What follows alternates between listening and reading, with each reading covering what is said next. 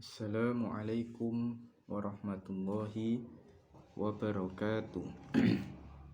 Saya Syifa Zaidi, mahasiswa Sekolah Tinggi Ilmu Tarbiyah Urwatul Wuthqa. Kali ini akan menyampaikan tugas mata kuliah tafsir amal yang diampu oleh dosen Ustadz Abdul Khalik. Hari ini saya akan menyampaikan pedoman tafsir amali. Bismillahirrahmanirrahim.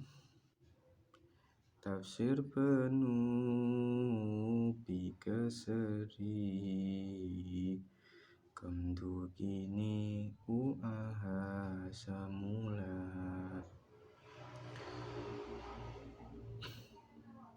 Tafsir penuh yaitu penting, nurut, menurut, bikeseri, dibina, kecilkan, sebisa, ridho, kemdu kini, kembangkan, didukung, kita, meniru, uaha, berusaha, amal, hati, samula, sambung, permudah, larangan. Nomor 1 yaitu tafsir amali sangat penting. Al-Quran untuk diamalkan, bukan sekedar dibaca dan dihafalkan. Pengamalan harus dipelajari dengan sungguh-sungguh. Hindari menafsirkan dengan sembrono atau seenaknya sendiri. Menafsirkan Al-Quran tidak tertutup dan dari perkembangan zaman. Justru perkembangan zaman itulah yang harus berpedoman pada Al-Quran. Nah, seperti itu. Kemudian 2. Tafsir menurut Allah Subhanahu wa ta'ala. Al-Quran adalah firman Allah. Yang mengetahui hakikat Al-Quran hanyalah Allah. Al-Quran ditafsirkan sesuai maksudnya Allah, yaitu mengenalkan keagungannya dan akhirat yang selamanya. Al-Quran tidak bisa ditafsirkan menurut pikiran manusia. Akal harus berupaya menafsirkan Al-Quran sesuai dengan dimaksud oleh Allah atau mendekatinya. Kemudian 3. Dibina ulama pencinta Allah dan akhirat. Dengan kata lain, ditashih dengan ahlinya. Memahami yang dimaksud oleh Allah sangat berat dan berakibat untuk hidup selamanya. Menafsirkan Al-Quran sebenarnya hak Allah dan yang mengetahui hanya Allah, Rasul serta ulama. Jika orang biasa maka harus dibina dengan ulama. Kemudian nomor 4 yaitu kecilkan dunia dan besarkan akhirat. Dunia sangat sebentar, padahal akhirat selamanya. Huru hara di dunia sangat kecil dibandingkan huru hara di akhirat yang sangat dahsyat. Sebaliknya, kenikmatan dunia sangat remeh dibandingkan dengan kenikmatan surga yang agung dan selamanya. Penafsiran dengan mengecilkan dunia ini sesuai dengan ruh atau jiwa dari penafsir Al-Quran. Kemudian 5. Tafsirkan Al-Quran sebisa mungkin. Jika tidak bisa menerangkan secara lengkap, maka Al-Quran ditafsirkan dengan artinya saja. Ada kaidah, jika tidak bisa menjalankan semuanya, maka tidak meninggalkan semuanya. Niat yang sungguh-sungguh untuk kebaikan sudah diberi pahala oleh Allah, meskipun ada kesalahan yang tidak sengaja. Kemudian nomor 6. Tafsir untuk mengharap ridha Allah. Menafsirkan agar mendapat balasan di akhirat, bukan untuk megah-megahan atau adu pintar atau debat di dunia. Menafsirkan bukan bertujuan untuk ekonomi, untuk mendapatkan uang atau balasan di dunia. Itu terserah Allah. Nomor 7, kembangkan kata. Nah, lafadz atau kata dalam Al-Quran dikembangkan berupa penjelasan, kias, dan dibalik-balik. Penjelasan yaitu menekankan atau mencari persamaan kata. Misalnya kata celaka sebagai arti wailun dalam ayat wailun likulli humazatil lumazah. Persamaannya yaitu hancur, lebur, sial, apes, malang, binasa, runyam, rusak, susah, huru-hara, picek, amblek. Nah, pengembangan yang kata celaka menyangkut isi ayat maupun ayat yang lain tetap fokus pada kata celaka. Pengembangan kata dalam Al-Quran mungkin menggunakan kias. Contohnya, jangan menyembah matahari, tapi sembahlah Allah yang menciptakan matahari. Dikiaskan dengan matahari adalah bulan, bumi, harta, kecantikan, tahta, dan sebagainya. Nah, kemudian pengembangan bahasa bisa dengan dibolak-balik. Misalnya Al-Quran, ingatlah ketika Musa minta minum untuk kaumnya, meminta minum untuk kaumnya. Nah, berarti kita berusaha mencontoh Nabi Musa yang sabar menghadapi kaumnya yang bermasalah urusan dunia, minta solusi. Di samping itu kita berusaha menghindari seperti kaum Nabi Musa yang mengajukan urusan dunia kepada Allah. Harusnya urusan dunia kita lebih tahu, kita meminta petunjuk urusan akhirat saja. Gitu.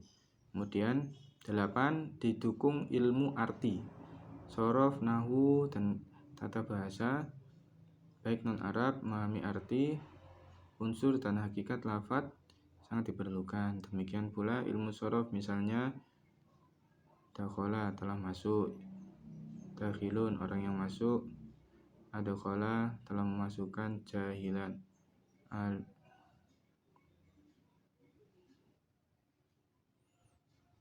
dan ilmu nahwu contohnya alama alimun jahilan, alim mengajar jahil, maka alama aliman jahilun, jahil mengajar alim. Gaya bahasa mudah dan menyenangkan dengan sistem Qur'ani seperti yang diterapkan dalam Qur'ani. Kemudian nomor 9, menggunakan kata kita. Kita dalam arti saya dan orang lain, hindari kata harus atau menyuruh orang lain. Al-Quran untuk kita amalkan, bukan untuk menyindir atau mengolok-olok orang lain. Al-Quran mengolok-olok kekafiran adalah untuk kekafiran kita.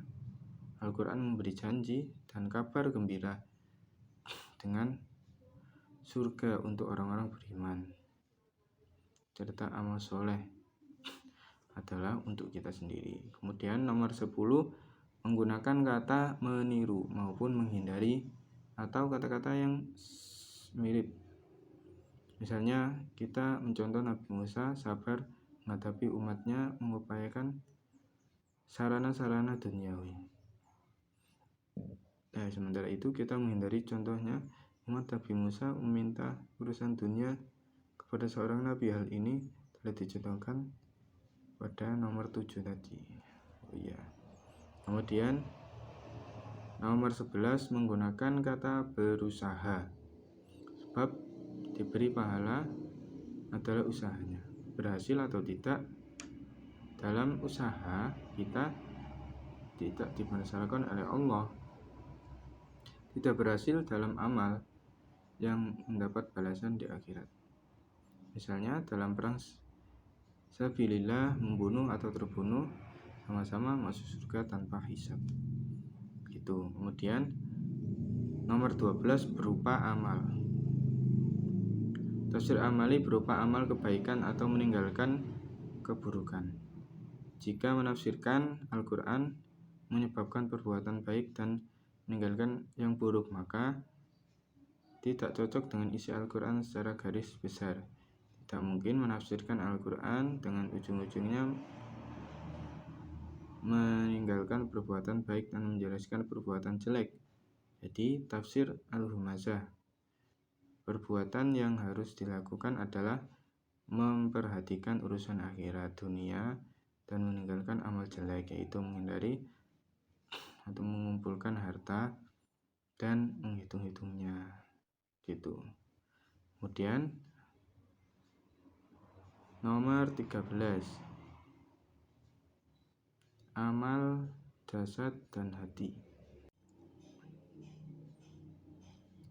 Pengamalan Al-Quran berupa amal jasad dan berdasarkan hati.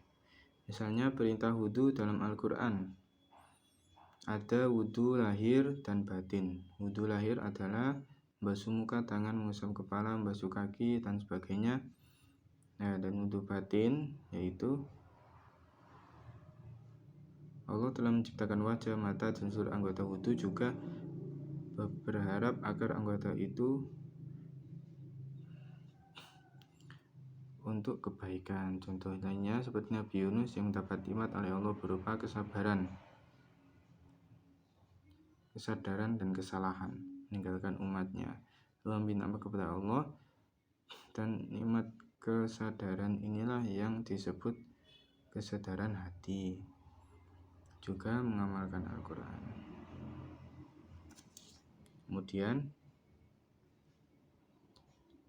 nomor 14 yaitu amal sambung dengan ayat. Amaliyah kebaikan atau meninggalkan kejelekan sebagai intisari tafsir amali. Amal tersebut harus sambung dengan isi ayat. Maksudkan sambung atau yang dimaksud dengan ayat. Misalnya dalam surat Al-Humazah menjelaskan tentang harta, maka cara amal adalah berkisar dengan harta, bukan tentang wudhu. Kemudian nomor 15, permudah untuk mengamalkan dengan contoh. Tafsir amali bukan sekedar bagi pengetahuan arti saja. Contoh mengamalkan alif lam mim. Antara lain kita baca Al-Quran meskipun tidak tahu artinya. Kita dahulukan tawadu dari akal pikiran untuk mendukung tawadu. Kita utamakan tawakal sambil berusaha. Kita belajar Al-Quran baik arti, sorof, nahu, dan sebagainya. Alif lam mim adalah sumpah Allah sehingga Allah untuk kita sebagaimana panggilan Nabi yang tidak keberatan dipanggil alif lam mim.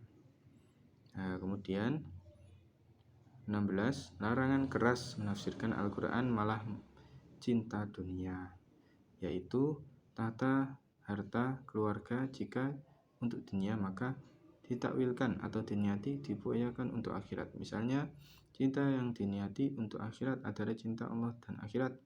Tafsir cinta dunia atau cinta akhirat tidak sesuai dengan maksud Allah dan menjadi musuh malaikat Jibril yang otomatis iman, ibadah, akhlak tahta bukan tahta harta dan keluarga. Contoh lain, larangan meninggalkan keturunan lemah, diartikan lemah iman, lemah ibadah, lemah akhlak. Contoh lain, para wali tidak takut, tidak sedih. Maksudnya tidak takut atau tidak sedih urusan dunia. Memang pejuang itu masuk surga tanpa hisab, tapi mereka masih takut apakah mereka pejuang atau bukan. Jadi seperti itu pedoman tafsir yang poinnya ada 16 tadi. Penting menurut, dibina, kecilkan sebisa, ridho, kembangkan, didukung, kita meniru, berusaha, amal, hati sambung bermudah dan larangan. Sekian dari saya. Kurang lebihnya mohon maaf. Assalamualaikum warahmatullahi wabarakatuh.